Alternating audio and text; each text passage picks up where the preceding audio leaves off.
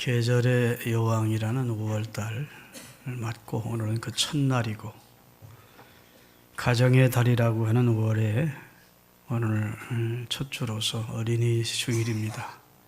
다음 주는 어버이 주일이 되겠죠. 5월달은 대부분 가정의 소중함을 우리가 다시 한번 일깨우는 그런 내용의 메시지들을 교회에서 전하고 있습니다. 여러분, 우리가 속해 있는 가정, 하나님이 처음 창조한 가정, 그 가정제도를 처음 만드신 분이 하나님인데 실상은 우리 삶에서 가장 중요한 비중을 차지하고 우리 삶의 행복과 불행의 결정적인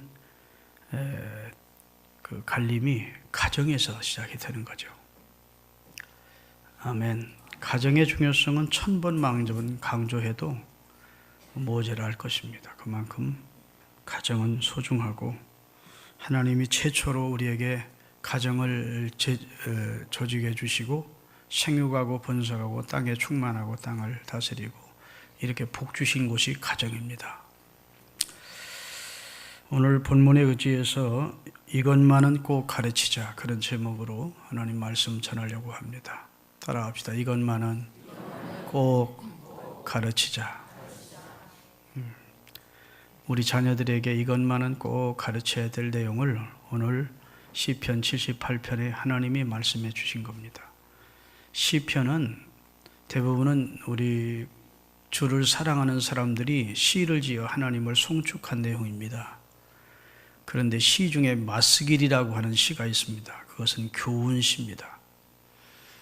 그것은 오늘 본문은 하나님이 주의 백성들에게 교훈을 주시기 위해서 시인의 입술과 마음을 움직여서 주신 계시의 말씀이라고 할 수 있습니다. 먼저 하나님의 말씀의 소중함을 알라는 거예요. 율법과 하나님의 입에서 나오는 말씀의 소중함을 우리가 먼저 알아야 됩니다. 아멘. 성경에 보면 아무리 악한 부모라도 자식들에게는 좋은 것을 줄 알거든 했는데 우리가 아무리 못된 부모라 하더라도 내 자식은 잘 되기를 원한다고요. 그건 인지상정입니다. 그런데 부모님이 가치관이 잘못되어 있고 인생관이 잘못되어 있는 사람, 전혀 부모가 뭐가 뭔지를 모르는 사람은 자식들에게 뭘 줄 수가 없다고요. 잘못 가르칠 수밖에 없죠. 먼저 부모가 하나님의 말씀의 소중함을 알아야 된다는 겁니다. 그리고 그 하나님의 말씀의 소중함을 알고 하나님의 행하신 일을 배우고 체험하고 그리고 내 후대에 내게 태어나는 자손들에게 이 말씀을 가르쳐야 된다. 할렐루야. 그러면 그 후대 사람이 또 후대 사람에게 가르쳐서 너희 조상 가운데 하나님의 저주와 심판을 받게 망령되게 산 조상들처럼 살지 않으려면, 여호와께 소망을 두고 하나님 주시는 축복된 삶을 살려면 먼저 우리 자신이 하나님의 말씀을 잘 받고 그 말씀을 내 자식들에게 가르쳐라. 이런 내용이 오늘 본문의 핵심입니다. 부모는 다 자녀를 애지중지하지요. 그래서 자녀를 사랑한다는 명목으로 사실은 자녀의 인생을 망치는 부모들이 많습니다. 지나친 자식 사랑, 또 자기 꿈을 자식들을 통해서 이루기 위해서 강요하는 그 강요함, 아이의 입장은 전혀 고려치 않고 너무너무 아이에게 어떤 무거운 짐과 같은 짐을 져주면서 그러면서 아이가 감내하지를 못하고 그리고 탈선하는 경우가 많다고요. 초등학생들에게 엄마에 대한 느낌을 쓰라고 그랬더니 초등학생들 가운데 많은 아이들이 엄마에 대한 적개심이 가득하더라는 겁니다. 우리 어머니의 살을 잘라가지고 꼭꼭 씹어 먹고 싶다. 우리 엄마의 누나를 빼서 꼭꼭 깨물어 먹고 싶다.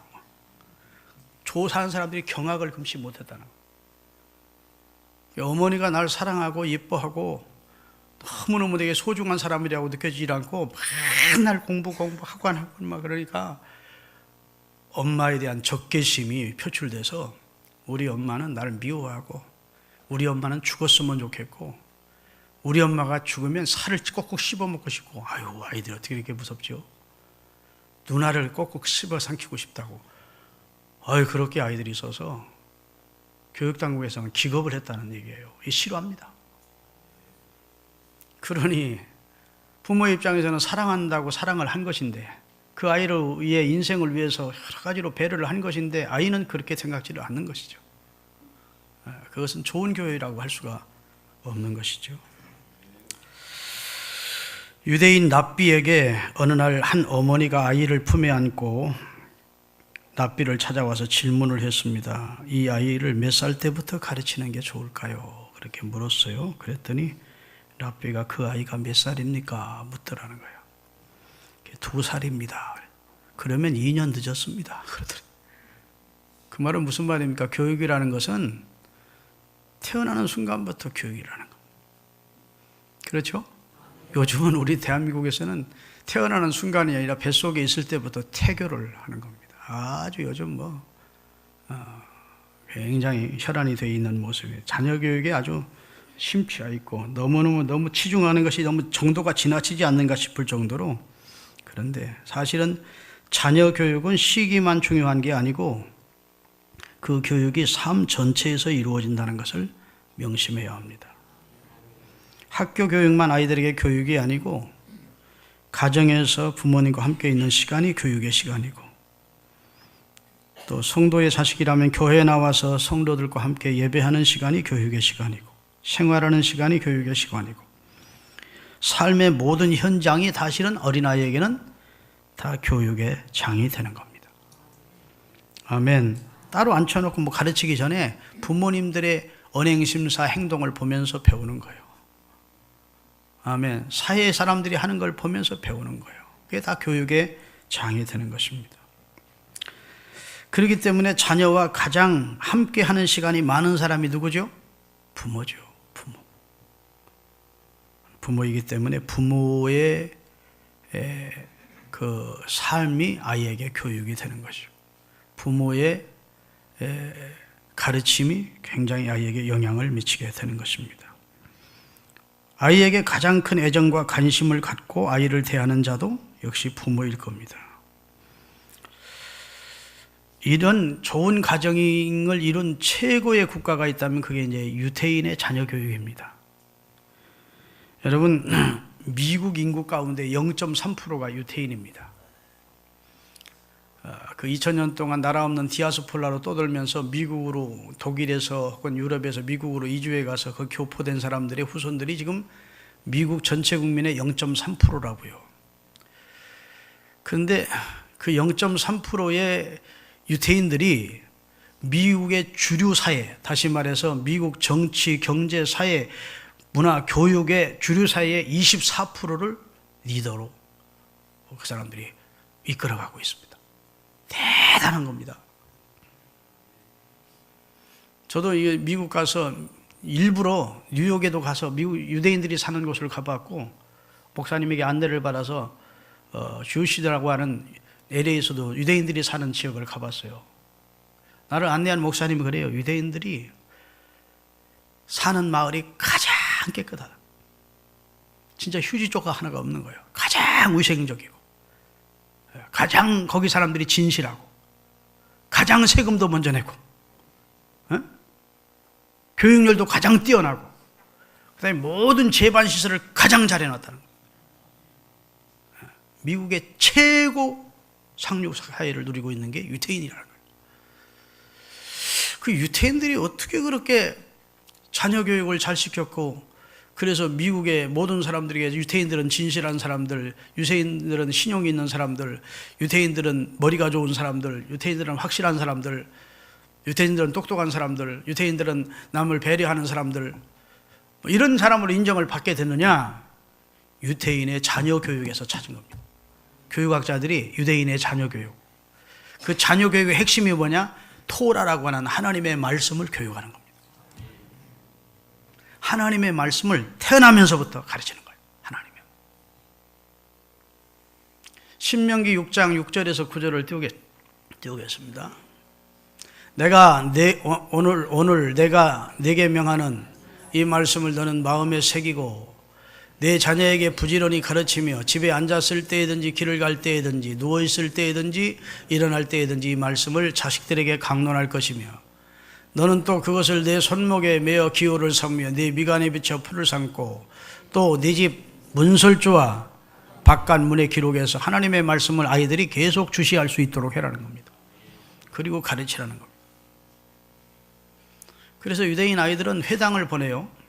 유치원 때부터 회당에 가서 하나님의 말씀을 공부합니다. 성경을 공부하고 성경을 읽고 하고 성경을 토론하게 하고 집으로 돌아왔어요. 그러면 그 아이를 품에 안고 밥을 먹으면서 아빠가 오늘 회당에 가서 뭘 공부했니? 이렇게 물어보면 예를 들어서 삼손을 공부했다.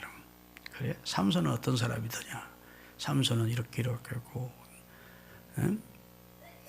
술과 여자를 좋아하다가 결국 사명 잃어버리고 두 눈 뽑히고 죽은 사람이더라. 그래? 너는 거기서 뭘 얻었느냐? 저는 평생 술과 여자를 가까이 하지 않고 하나님이 내게 주신 사명을 소중히 여기며 살아야 되는 걸 깨달았습니다. 그래? 그러면 손을 얹고 기도해요. 하나님, 우리 아이가 오늘 좋은 걸 깨달았습니다. 꼭 그렇게 살 수 있도록 해주세요.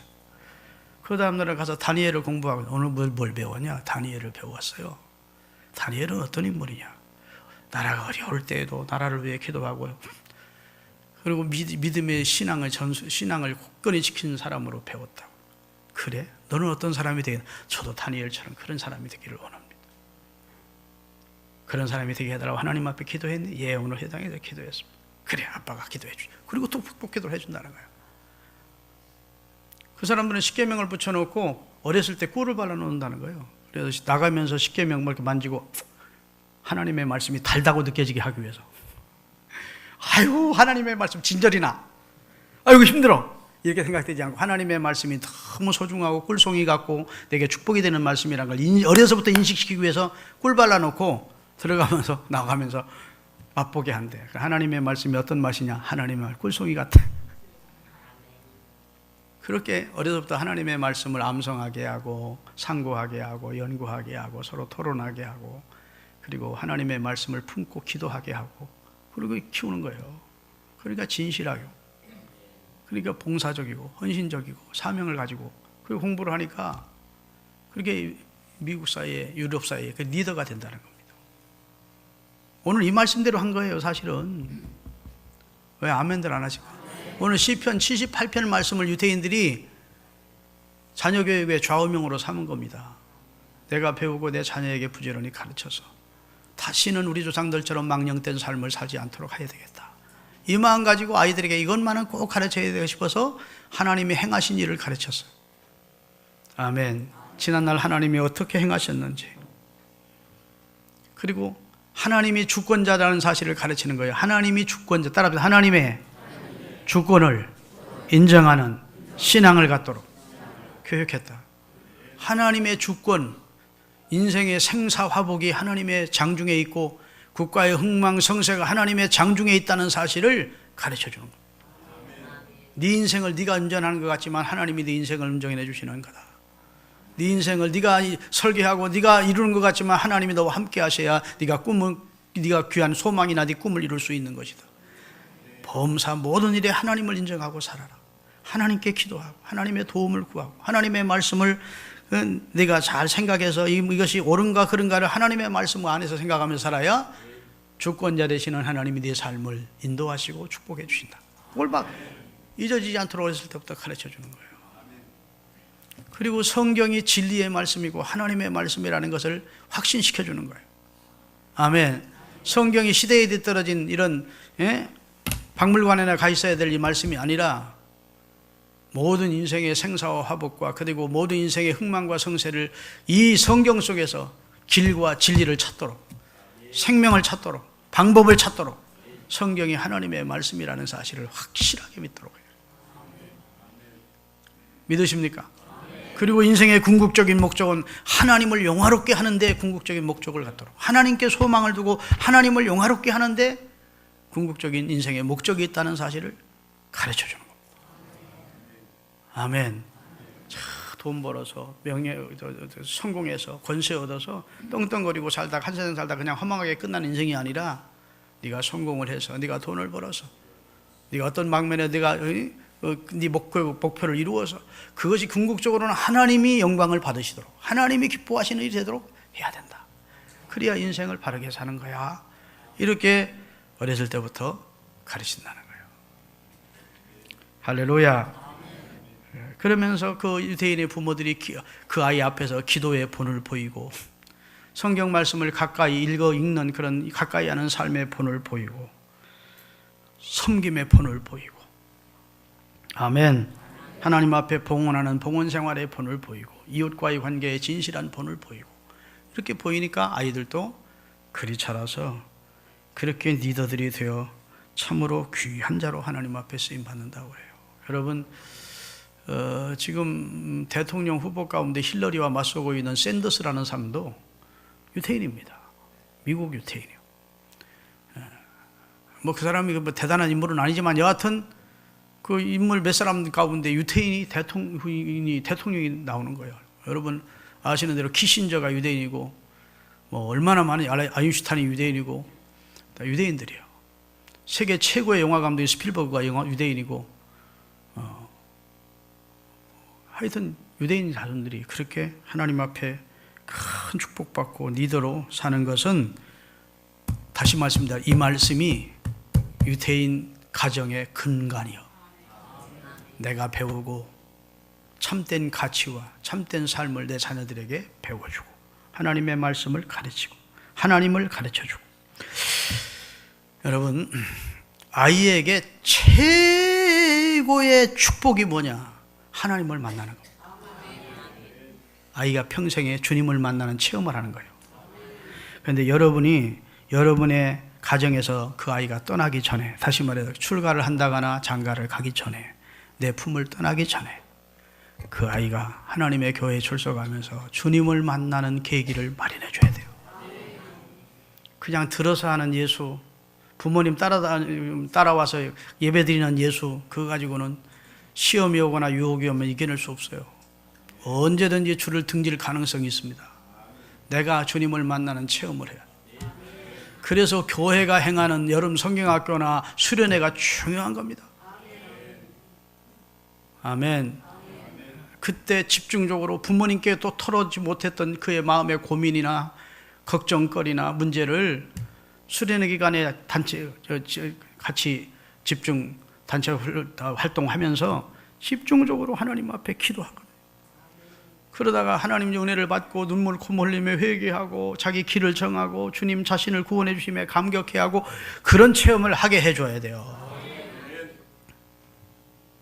그러면 그 아이는 걱정 없어요. 이제 나도 걱정 없어요. 비행 청소년 내었던 아이도 주님 만나면 아주 선행 청소년이 돼요. 그거 가르쳐주지 않아도 다 돌아섭니다. 주님 한번 만나면 그렇게 못된 짓 하는 아이도 확실히 달라요. 완전히 180도로 달라져 버려요. 마음이 달라지고 행동이 달라지고 말이 달라지고. 믿습니까? 사람은 그렇게 변화 못 시켜요. 부모도 그렇게 변화 못 시켜요. 하나님이 하셔.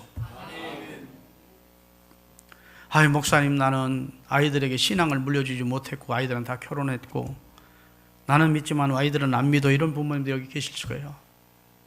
낙심하지 마세요. 기도하세요.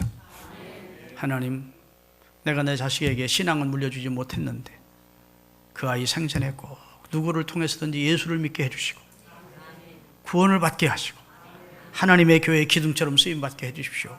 이렇게 기도를 해놓으면 기도는 적금처럼 차곡차곡 쌓여서 틀림없이 응답이 돼요. 기도만큼 분명한 게 없어요. 기도는 허공을 치고 마는 게 아니에요.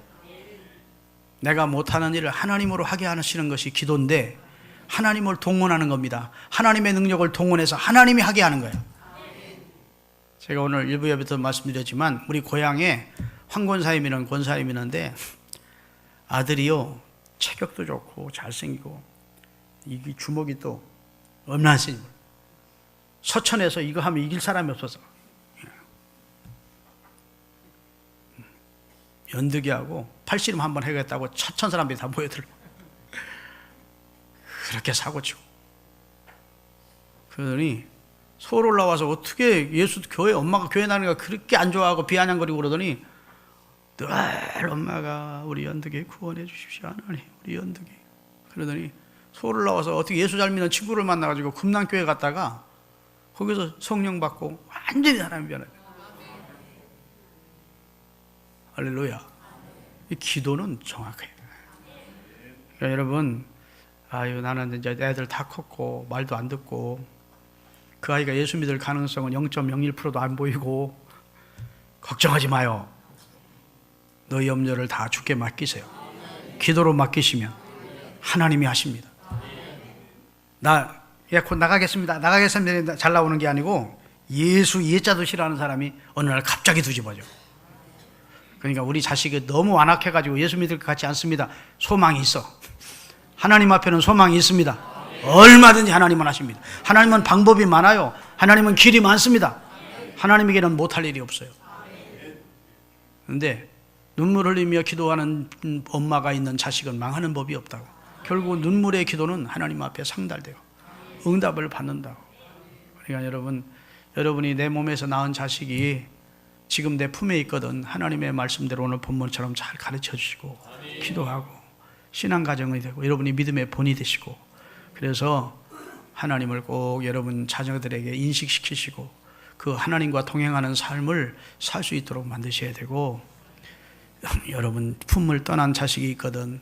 그런데 예수 안 믿는 자식이 있거든. 낙심하지 말고 구하고 찾고 두드리면 하나님이 하셔요. 구원하십니다. 할렐루야. 어떤 사람이 예수를 믿어 갑자기 예수를 믿게 됐어. 그래가지고 그 사람의 뒤를 좀 알아보면 이 사람을 위해 기도한 사람이 많아. 그래 구원을 받더라고. 기도가 많으면 어느 순간 뒤집어집니다. 어느 순간 중생해. 어느 순간 하나님을 마음의 첫 자리에 모시고 10년 20년 믿은 사람보다 더 열정적으로 주님을 사랑하고 목마른 사람이 물을 벌컥벌컥 들이마시듯이 죄악된 삶을 청산하고 막 주님의 은혜를 벌컥벌컥 들이마시면 주님을 더 사모하는 사람으로 변화되는 거거든요. 하나님께는 소망이 있는 줄로 믿으시기를 바랍니다. 여러분 자식을 망치게 하는 방법이 10가지가 있는데 내가 하도 좀 내용이 좋아서 써왔어요. 자식을 망치게 하려면 첫째, 무엇이든 다 사주래. 나쁜 말 해도 웃으래. 두 번째, 나쁜 말을 해도 아이고 기특하다고 웃으래. 세 번째, 교육과 훈련이 시키지 않고 알아서 하도록 내주래. 네 번째, 잘못된 품행을 해도 책망하지 말해. 이게 아이를 망치는 비결을 가르치는 거예요. 다섯 번째, 아이가 치우지 않으면 절대로 안 하는데도 주변 청소해 주래. 그런 애들 많죠 요즘. 그 아이가 청소하지 않으면 돼지우리가 되더라도 놔두래. 그럼 지가 치울 때까지. 여기에 좀 걸리는 사람이 많을 것 같아요. 아이가 성공하려면 본인 주변 정리를 할 수 있도록 만들어주라는 거예요. 그런 것까지 다 도와주는 건 자식을 망치는 것이라는 거예요. 그 다음에 TV나 책을 마음대로 보게 하래. 자녀 앞에서 싸움을 부부가 자주 하래. 돈 달라는 데는 용돈 막 주래. 먹고 싶고 마시고 싶고 좋다는 거 다 해주래요. 그 다음에 마지막으로 10번째는 아이가 이웃이나 친구나 선생님과 대립할 때 언제나 자기 애기 편 들어주래. 그럼 아이는 망한대. 우리 애 편만 들어주면 안 돼. 우리 애가 잘못했으면 우리 애 편을 안 들어줘야 돼. 네가 잘못했다. 그런데 요즘 엄마는 어떻습니까? 어떤 새끼가 내 새끼를 학원 선생님 쫓아가서 쥐싸대기 훌려가지고 이런 게 다 문제라고. 선과 악과 옳은 것 부린 것을 어린아이에서는 잘 분간을 못해요. 여러분 어린아이가 선과 악을 분간합니까? 의와 불의를 분간할 수 있습니까? 옳은 것과 그런 건 몰라요. 우리 혜주가 뭘 알겠어요? 어? 그럼 가르쳐줘야지. 이것은 옳은 것이고 그런 것이고. 그렇죠? 그래 아이가 아는 거예요. 무조건 혼내면 되는 게 아니야. 왜 혼내는지 아이는 알지도 못하고 혼나는 거예요. 가르쳐줘야 돼요. 아멘. 저는요 참 가슴에 와닿는 이 자식을 망친 사람 가운데 다윗이라는 인물이 너무 가슴이 아파요. 다윗은 신앙적으로는 성공한 사람입니다. 정치적으로도 성공한 사람이에요. 그런데 자녀 교육은 실패한 사람. 그런데 열왕기상 1장 6절에 보면 자식들에게 너 왜 그리 하냐고 한 번도 책망한 적이 없대. 그래 자식들이 삐뚤게 나가지. 한번 같이 읽어보겠습니다. 그의 아버지가 중간부터 읽었어요. 그의 아버지가 내가 어찌하여 그리하였느냐고 하는 말로 한 번도 자식들을 책망한 적이 없대. 그러니 자식 가운데 아버지를 죽이겠다고 칼 들고 나오는 압살롬이 나오고, 아버지의 뜻을 거역한 아도니아가 나오고, 압살롬이 자기 형제, 압살롬의 다윗 왕의 큰아들 형제끼리 칼로 찔러 죽이는 사건이 나오고, 그런 사건이 나오는 거예요. 다윗은 신앙적으로는 배울 만하지만 가정교육은 실패해서 그의 인생이 눈물로 얼룩진 인생이 되는 거예요. 여러분, 신앙 따로 가정 따로 그렇게 하지 않기를 바랍니다. 할렐루야. 자녀가 잘못하면 근실히 혼을 내야 돼요. 징계해서 바로 잡아줘야 돼요. 믿으십니까? 사무엘상 2장에 보면요, 사무엘상 2장 12절부터 띄우겠습니다.